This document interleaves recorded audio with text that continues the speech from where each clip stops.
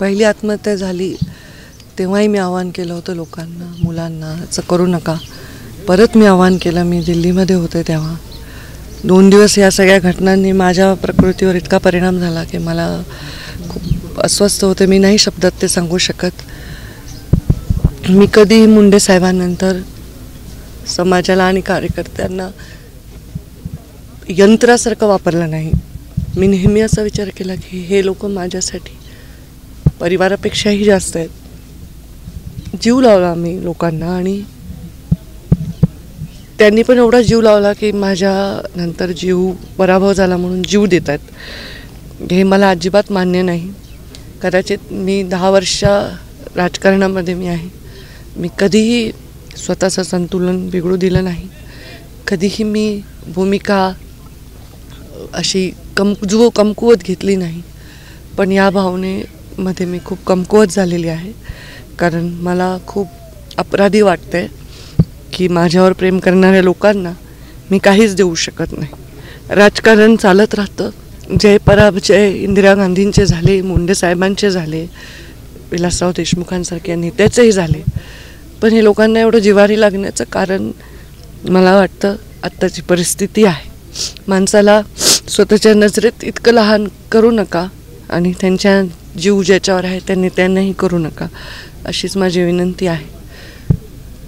आत्ताच्या गेल्या 5 वर्षांच्या घटनाचा परिणाम लोकांच्या मनस्थितीवर इतका झाला आहे की ते निराशात जात आहेत की काय असं मला वाटतं आहे. आणि मला त्याचं अपराधीपणाची भावना वाटते की इतकं प्रेम लोकांनी कोणत्या नेत्यावर करू नये की त्यांनी स्वतःचा जीव द्यावा. आजारी वयस्कर असे लोक नाहीत. हे उमेदीचे तरुण पोरं आहेत, ॲक्टिव्ह आहेत, लहान लहान लेकरं आहेत. त्यांना माझी विनंती, लोकांनी त्याला मान द्यावा अशी माझी विनंती आहे. स्वतःचा जीव देऊ नये. कारण जर तुम्हाला हिमतीने लढणारा नेता हवा आहे तर मलासुद्धा हिमतीने लढणारा कार्यकर्ता हवा आहे.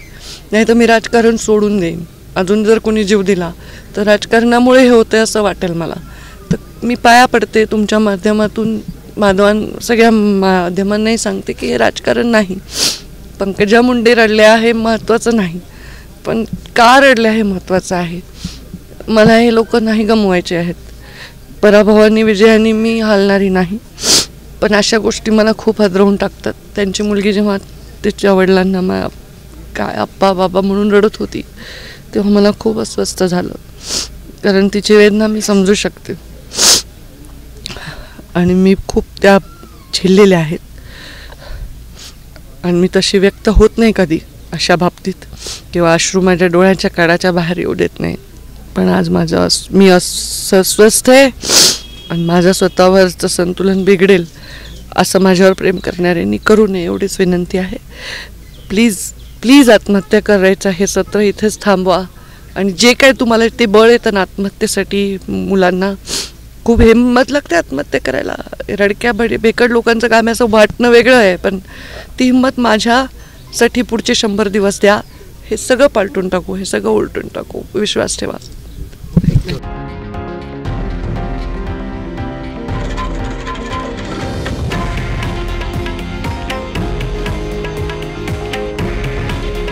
हे आहे देशातील नंबर 1 न्यूज नेटवर्क आणि आपण पाहत आहात TV9 मराठी. काळजी तुमची, हित महाराष्ट्राचं.